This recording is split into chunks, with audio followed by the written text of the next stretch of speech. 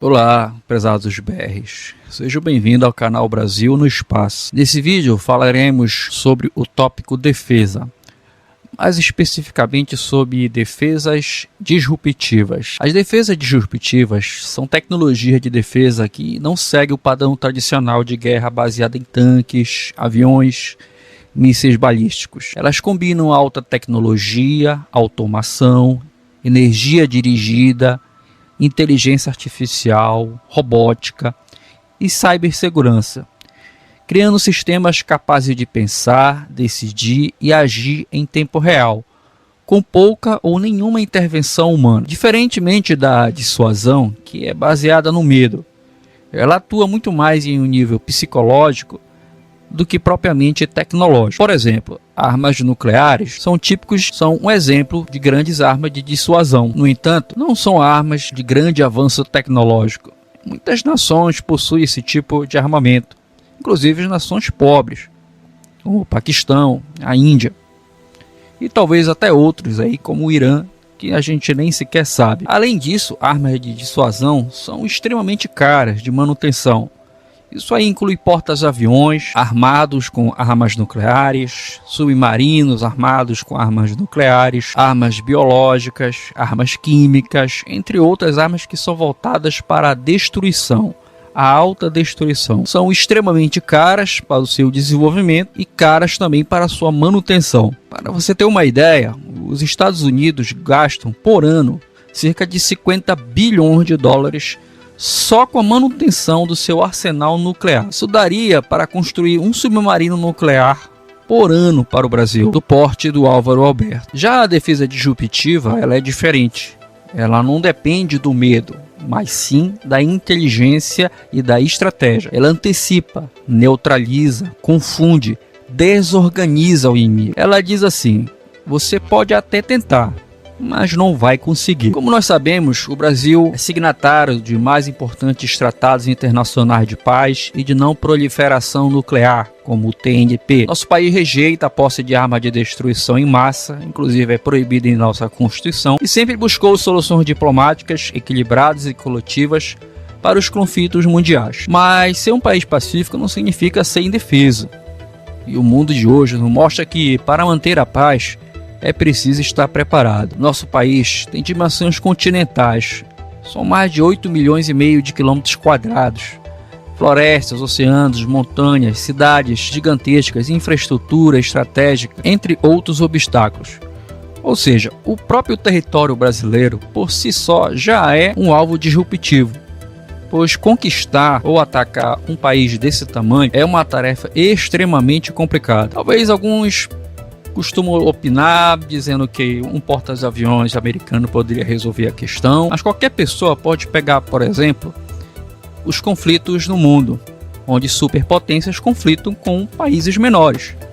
Os Estados Unidos, por exemplo, travou guerras com o Vietnã, com o Afeganistão, com o Iraque, e eles tinham objetivos claros: invadir, conquistar, colocar o governo que eles queriam e retornar para seu país. Mas hoje, o Vietnã é um país próspero, no Iraque voltou os talibãs, assim como também no Afeganistão. Outro exemplo também que temos é a Ucrânia, um pequeno país, muito menor do que vários estados brasileiros, enfrentando ali uma superpotência, um dos maiores países do mundo, como a Rússia, e mesmo assim a Rússia com extrema dificuldade para conquistar um pequeno território. Isso porque a Ucrânia vem tendo ajuda sistemática dos Estados Unidos, sobretudo em armas do tipo disruptivas. Se você tem acompanhado o conflito, são vários os noticiários onde a Ucrânia procura muito mais armamentos para se defender do que propriamente atacar o território russo. Portanto, atacar e conquistar um território do tamanho do Brasil não é algo tão fácil assim como alguns dizem, mesmo para uma superpotência militar. Até mesmo o lançamento de diversos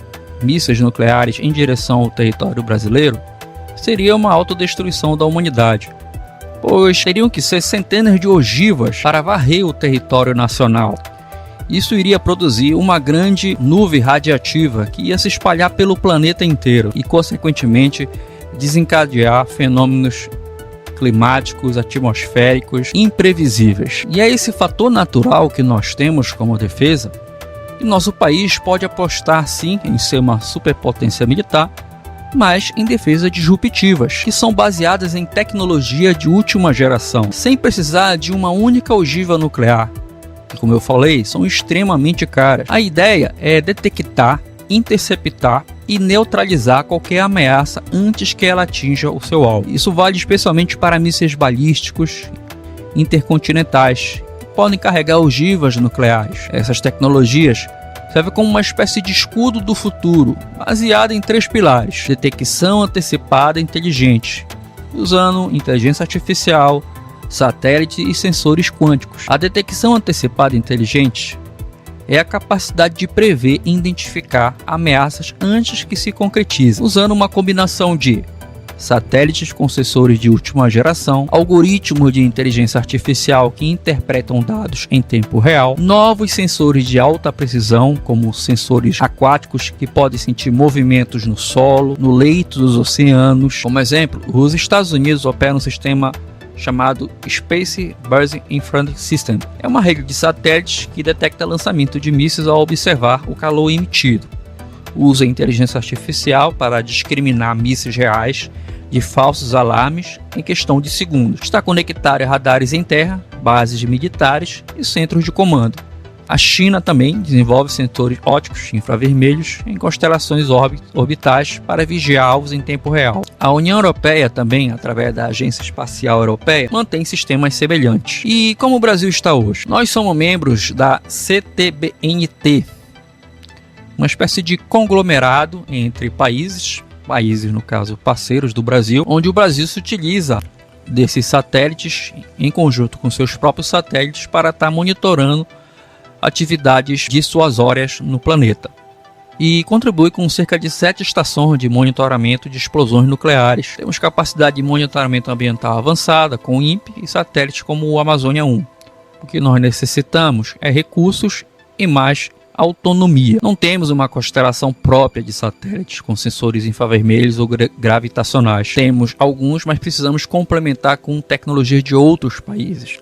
A própria vigilância aérea e marítima depende de cooperação internacional ou dados comprados. No entanto, com uma indústria espacial robusta, podemos criar constelações de satélites com inteligência artificial embarcada, satélites de baixo custo lançados do centro de Alcântara, com sensores térmicos, ópticos e radares, uso de inteligência artificial para analisar dados automaticamente e detectar atividades suspeitas na fronteira, nas costas ou até no espaço aéreo de qualquer país. Desenvolver sensores gravitacionais e magnéticos super precisos em convênio com o ITA, a USP, a Universidade Federal de Minas Gerais, o Instituto Militar de Engenharia, integrar todos os dados nacionais em um sistema central com inteligência artificial, radares da Força Aérea Brasileira, imagens de satélites, câmeras em navios e sensores do CIBAM sendo analisados por uma inteligência artificial nacional. Esse tipo de tecnologia também poderia ser aplicado na área civil, estimular startups de sensores, de inteligência artificial e satélites, gerar emprego de alta qualificação em todas as regiões do país, tornar o Brasil referência global em tecnologia de defesa adaptada à biodiversidade, criar uma cadeia de valor entre universidades, centro de pesquisas, empresas como Embraer, Petrobras, AKE, MacD, IEG, entre outras, podem não só contribuir, mas também se beneficiar dessa tecnologia. 2. Intervenção em tempo real, com lasers, drones interceptadores, armas eletromagnéticas. Intervenção em tempo real é a capacidade de responder imediatamente a uma ameaça detectada, sem atrasos, sem burocracia, sem ligar para o comando. Ela representa um momento em que a inteligência sai do campo da observação e entra na ação direta, seja para neutralizar um míssil, derrubar um drone hostil ou desarmar um ataque cibernético. E tudo isso, claro, com tecnologia de alta precisão, muita inteligência artificial embarcada e decisões automáticas. Esses sistemas recebem dados em tempo real de satélites, radares e sensores. São operados e coordenados por inteligência artificial adaptativa. Respondem com velocidade sobre-humana, acionando sistemas letais ou não letais em segundos ou milésimo de segundos. Já existe no mundo esse tipo de arma, como por exemplo armas de energia dirigida, que disparam feixe de luz concentrado ou ondas eletromagnéticas para atingir alvos em pleno voo. São silenciosas, invisíveis e extremamente precisas, e também muito mais baratas do que um míssil nuclear. Não há necessidade de munição física, apenas energia elétrica. Por exemplo, Israel tem um sistema chamado Iron Beam, sistema laser que derruba foguetes e drones a curta distância com feixe de energia. Os Estados Unidos também possuem o seu, o Laser Weapon System. A China também possui o seu. Aqui podemos usar até o exemplo de Israel, que é um país bem pequeno e vive cercado de ameaças, mas que tem um dos sistemas de defesas mais modernos do mundo. Especula-se que Israel detenha armamento nuclear, mas isso não é oficial.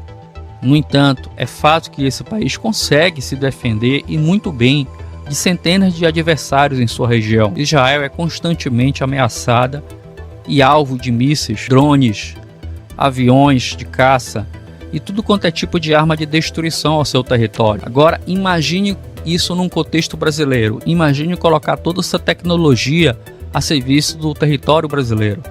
Esses escudos poderiam ser usados para proteger usinas, data centers, bases aéreas, nossas usinas nucleares, nossas usinas hidrelétricas e tudo quanto é tipo de alvo que poderia ser certamente prioridade para o inimigo. Também navios da marinha para proteger a costa brasileira, defesa também dos grandes centros urbanos como Brasília, Rio de Janeiro, São Paulo, Belo Horizonte, entre outras grandes cidades brasileiras com grande concentração de população. Drones interceptadores com inteligência artificial são drones autônomos e semi-autônomos que patrulham o espaço aéreo o tempo todo.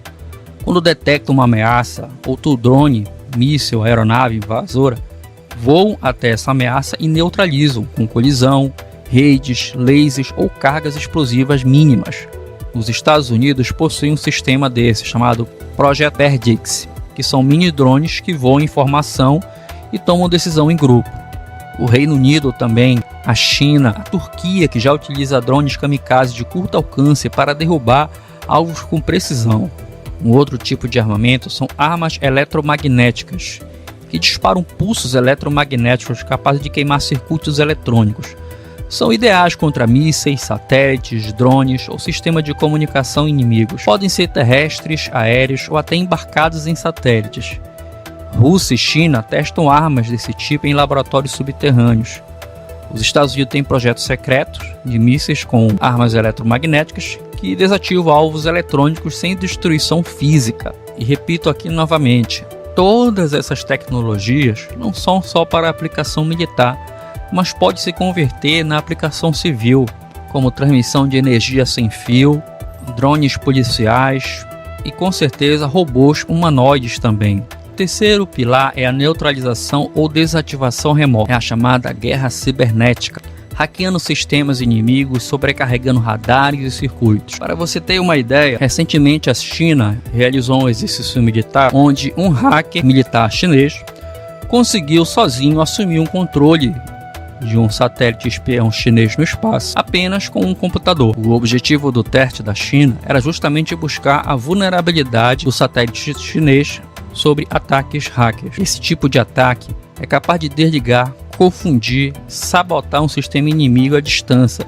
sem disparar um míssil, sem invadir fisicamente, sem nem ser visto. Muitos chamam que é a arte ninja da guerra moderna, destruir sem destruir. Os hackers invadem software e sistemas operacionais de defesa, comunicação e controle. Interferem em sistemas eletrônicos com interferências via ondas de rádio, bloqueando ou enganando sensores, radares e comunicações. Causam sobrecarga em circuitos eletrônicos e queimam. Bloqueio ou falsificação de sinais de GPS, satélite. Para você ter uma ideia, Estados Unidos e Israel já atacaram o Irã dessa forma. Um vírus foi introduzido nas centrífugas nucleares do Irã, danificando fisicamente os equipamentos, apenas via software, sem um único tiro. Um marco na guerra digital. A guerra cibernética pode entrar em bancos, esgotando as reservas financeiras de um país, usa malware para desligar parte da rede elétrica e uma infinidade de cenários. Tem um filme na Netflix chamado O Mundo Depois de Nós. É um filme que conta aí com a Julia Roberts como estrela principal. Ele fala justamente isso. O enredo do filme se passa onde os Estados Unidos são atacados por uma defesa do tipo disruptiva em conjunto com ataques de guerra híbrida, onde a própria sociedade americana não consegue identificar quem é o inimigo. Consequentemente, ela entra em colapso, as pessoas entram em confronto consigo mesmo. Ninguém mais confia em ninguém, ninguém mais confia nas instituições. E observe no filme que os mecanismos utilizados para ataque, você mesmo vai perceber que até que são relativamente simples e muito mais barato do que utilizar de armamentos nucleares. Os Estados Unidos é atacado e eles não sabem nem quem está atacando, para você ter uma ideia, né? E esse filme, ele teve inclusive a colaboração do ex-presidente americano Barack Obama, que deu uma entrevista, né, aos produtores e deu ali algumas, digamos assim, dicas de como esse tipo de guerra ou defesa pode ser real no mundo de hoje.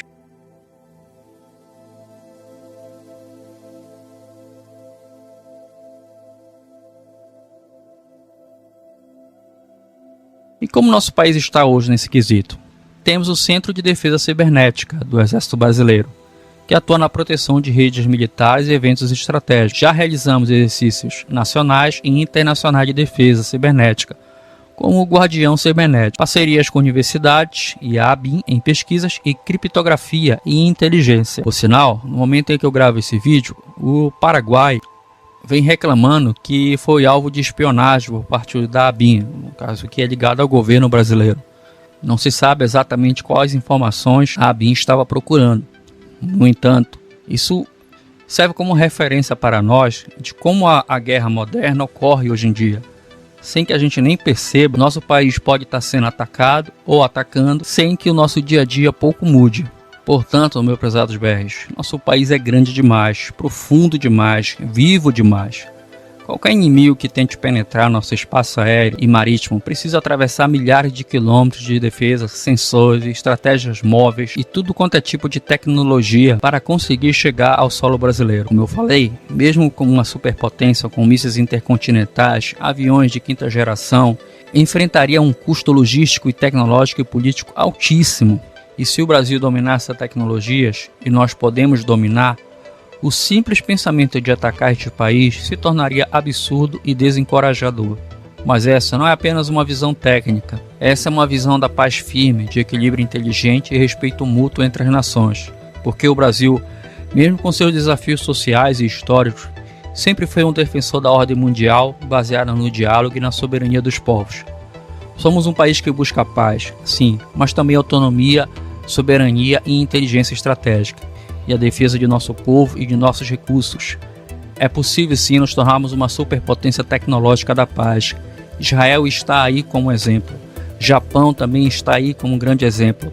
Sem precisar ameaçar ninguém, sem precisar romper nenhum tratado do qual o Brasil já assinou. Nosso país tem direito a se defender. Não temos direito a atacar e nem temos a intenção. E certamente, terceirizar a nossa segurança a qualquer outro país do mundo, por incrível que pareça, parece ser até inocente em se tratando de guerra, pois todos nós temos assistido os movimentos geopolíticos entre Estados Unidos, Rússia, Ucrânia e países europeus, onde antes eram aliados absolutos, antes eram inimigos eternos, hoje são amigos dos amigos, inimigos dos seus amigos. Enfim, uma confusão total, onde ninguém sabe quem é quem. E certamente, o mínimo que podemos fazer é nos preparar de forma tecnológica para nos defendermos. Pois, como eu frisei, terceirizar a nossa segurança a um outro país é a mesma coisa que pedimos para ser colônia novamente. Pois achar que ficar ao lado dos Estados Unidos, da China, da Rússia, ou de qualquer outro país que seja, que tenha grande poderio militar, e que nós vamos fazer parte do seu território, do seu modo de vida ou da sua tecnologia, e eles vão trazer para nós qualidade de vida, desenvolvimento, novas empresas, novos empregos, como eu frisei, isso não passa de inocência pura. A história está para mostrar. Todos os países que foram invadidos, anexados, foram países que sofreram, seus povos sofreram bastante para se libertar de seus opressores. E isso já é motivo suficiente para que possamos tomar uma atitude. Meu muito obrigado e até o próximo vídeo.